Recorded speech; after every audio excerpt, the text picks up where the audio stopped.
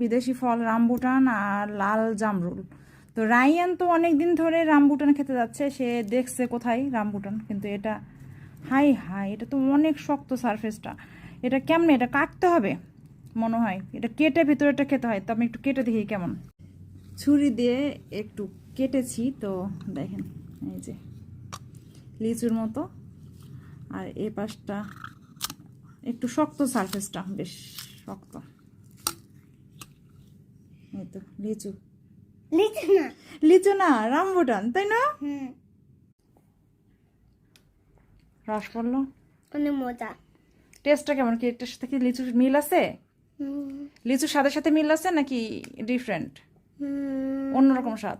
ডিসল্যান্ড। লিচুর স্বাদের সাথে মিল নাই, তাই না? না না, টক না মিষ্টি? মিষ্টি। ভালো লাগতেছে? হ্যাঁ, অনেক মজা। Yummy yummy. তো কেনা খুব সার্থক হয়েছে। আর এত দাম, 2400 টাকা কেজি মনে হয়, আমি ঠিক জানি না, এরকমই দেখলাম আপন মাঠে সেদিন।